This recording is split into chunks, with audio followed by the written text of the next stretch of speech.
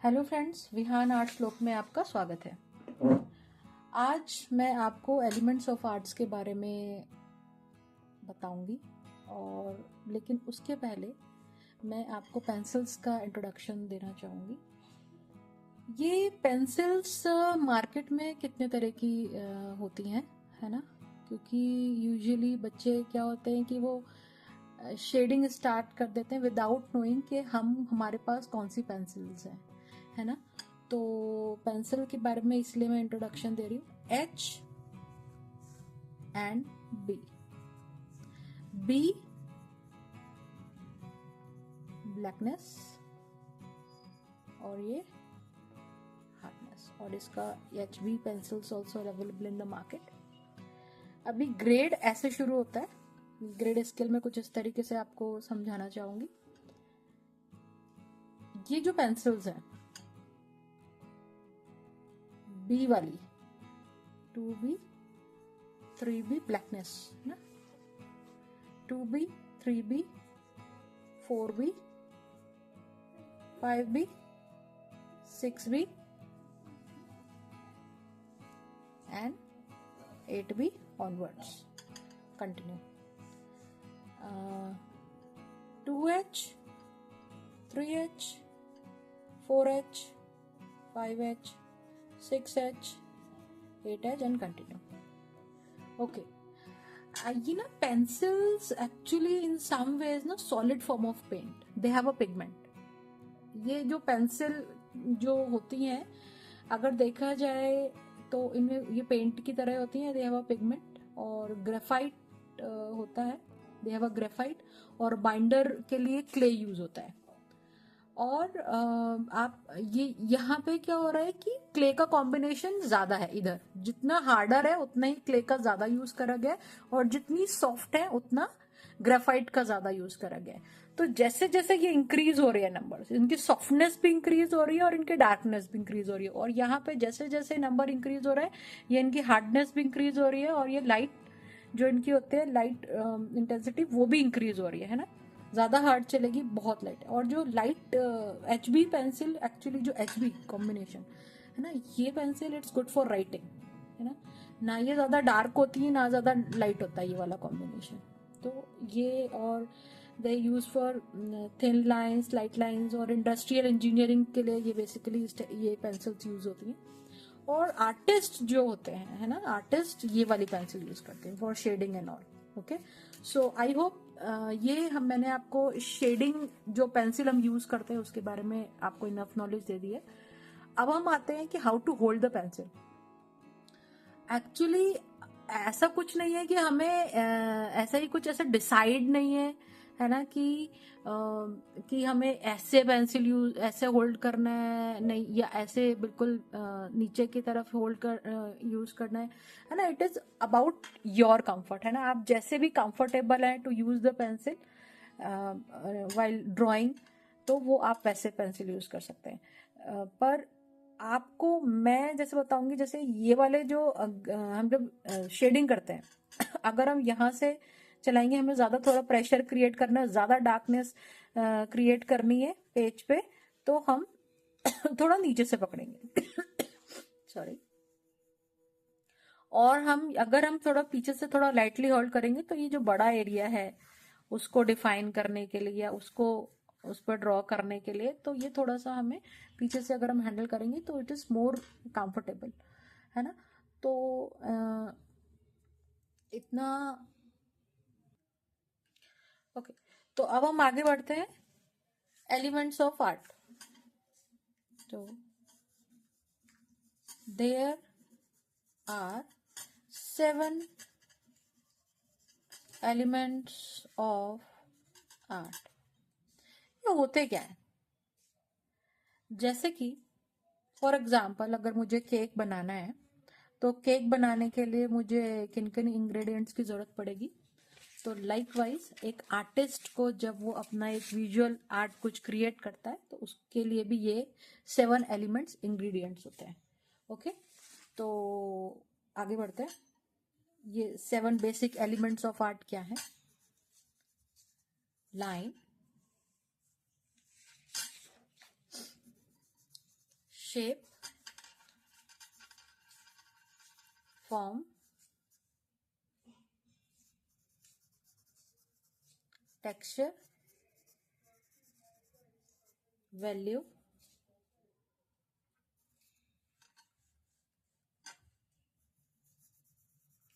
color and space. So these are the 7 elements of art. मैं कुछ जो ऐसे टॉपिक हैं जिनके बारे में, जो बड़े टॉपिक हैं उनके लिए मैं एक सेपरेट वीडियो भी बनाऊंगी, जैसे कि कलर एक हमारा टॉपिक हो गया, इसके बारे में मैं पूरा एक वीडियो मैं क्रिएट करूंगी इंडिविजुअल। और फॉर्म्स हो गया, शेप हो गया, टेक्सचर हो गया, है ना, ये स्पेस हो गया, ये सब मैं एक इंडिविजुअल सिर्फ इस पर्टिकुलर एलिमेंट की एक अलग से वीडियो बनाऊंगी। अभी फिलहाल मैं सिर्फ आपको इन एलिमेंट्स के बारे में थोड़ा थोड़ा इंट्रोडक्शन आपको देती हूँ। तो लाइंस क्या है, व्हाट आर दी लाइंस? तो lines can be straight, curved, horizontal, vertical और डायगोनल। सबको पता है ना? हॉरिजॉन्टल, वर्टिकल, स्लैंटिंग और डायगोनल, ठीक है। तो curve, spiral, so these are the lines. Simple line हम सबको पता है, हम सबको आती है करनी, है ना, हम सबको ड्रॉ करनी आती है, ठीक है। शेप, शेप भी हम सबको पता है ना, हमने सबने इवन किंडरगार्टन में भी सीख लिया होता है what are the shape, triangle, square, है ना, rectangle, these are the shape and it is called, और डिफाइंड है ना। तो इनको हम बोलते हैं शेप को मैं ना टू पार्ट्स में डिवाइड करूंगी। ए आपका ज्योमेट्रिक शेप हो गया, ये ज्योमेट्रिकल शेप हो गया बेटा, शेप हो गए। और जो दूसरा एक हो गया वो हो गया ऑर्गेनिक शेप, है ना। जितना भी नेचर में अवेलेबल है सब ऑर्गेनिक शेप्स ही हैं, जैसे कि लीफ हो गया, है ना, ये एक शेप ऑफ अमीबा, ये सब जो भी हमारे नेचर में अवेलेबल है, these are called organic shape, free hand. और ज्योमेट्रिकल शेप ये डिफाइंड है। अभी ये भी नो, अब फॉर्म्स में और शेप में क्या डिफरेंस है? ओके तो शेप्स और फॉर्म में क्या डिफरेंस होता है? शेप्स 2D है और फॉर्म्स 3D है, और फॉर्म्स 3D, जैसे कि ये हमारा डाइस का एक शेप हो गया, ये कोन का शेप हो गया,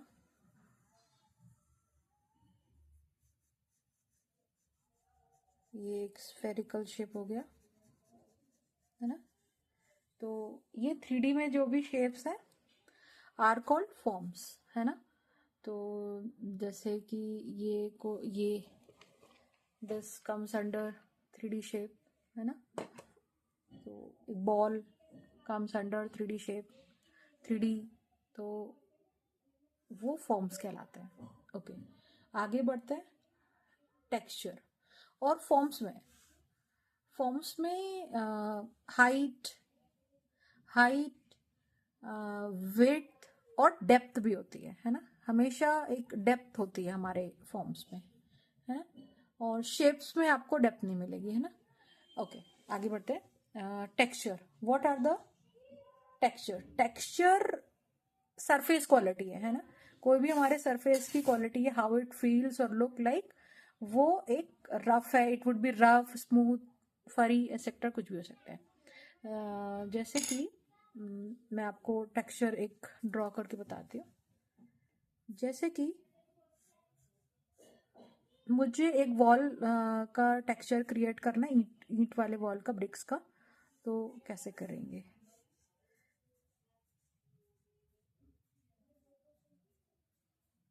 ये हो गया हमारा ईंट का एक टेक्सचर हो गया। अब मुझे एक टेक्सचर क्रिएट करना है लकड़ी का, है ना। तो मैं एक लकड़ी का टेक्सचर कैसे क्रिएट करूंगी, आप देखिए।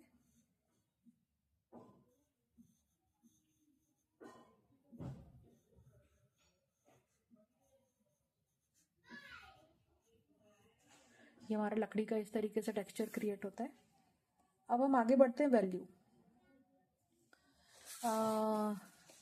ये भी आप देख सकते हैं, देखिए लकड़ी का और ईंट का एक ऐसा टेक्सचर है। अब हम आगे बढ़ते हैं वैल्यू। वैल्यू वैल्यू क्या होता है? द लाइटनेस और डार्कनेस ऑफ अ कलर और tone from white to light.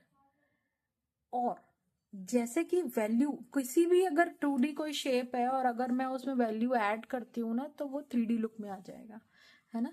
ये डार्क टू लाइट जाएगा, फॉर एग्जाम्पल डार्क, लाइट,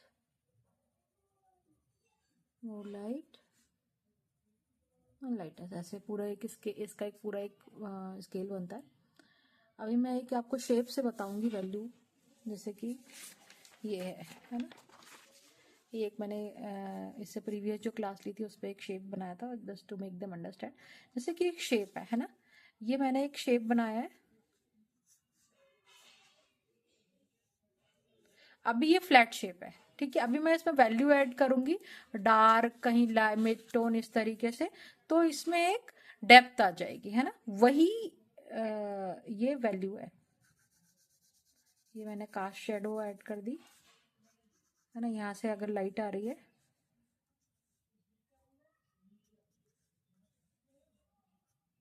तो थोड़ा लाइट,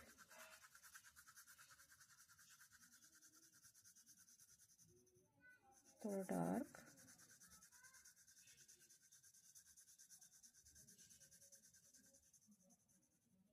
darkness, more dark,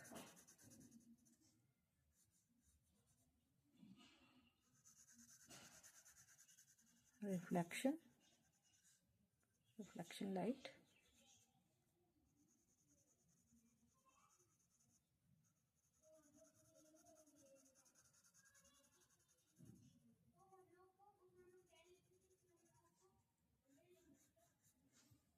ये आप देख सकते हैं ना। ओके, अब हम आगे बढ़ते हैं कलर्स। तो कलर्स में अभी आपको सिंपल एक ऐसा इंट्रोडक्शन दे देती हूँ, व्हाट आर द कलर्स, है ना।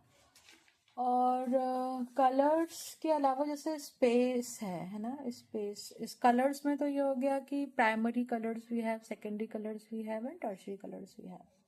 तो प्राइमरी कलर्स क्या होता है ना, these are the primary colours, blue, red, yellow. Secondary colours, blue plus red, violet, red plus yellow, orange, blue plus yellow, green, है ना। ये हो गए हमारे सेकेंडरी कलर्स। और अब सिर्फ प्राइमरी कलर्स को मेन याद रखो, है ना। बाकी तो हम सेकेंडरी टर्शरी कलर्स हम खुद भी क्रिएट कर सकते हैं, याद हम धीरे धीरे करेंगे, लेकिन ये मेन है, ठीक है। टर्शरी कलर्स आर दोस्त कि हमें प्राइमरी, एक प्राइमरी कलर्स और कुछ भी उसका एडजस्टेंट सेकेंडरी कलर को एक मिला के हम टर्शरी कलर क्रिएट करते हैं, ठीक है। Mixing a primary with adjacent secondary colour.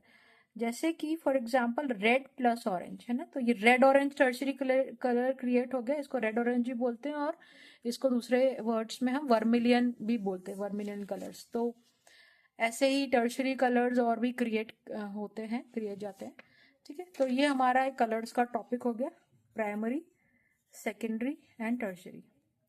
Okay, अब व्हाट इज द स्पेस?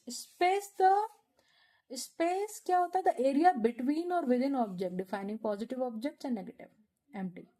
अभी मैं आपको इसमें समझा देती हूँ कि स्पेस क्या है। ओके, है ना।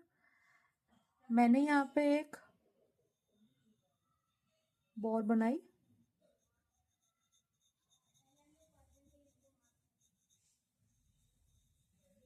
ये एक बॉल बन गई।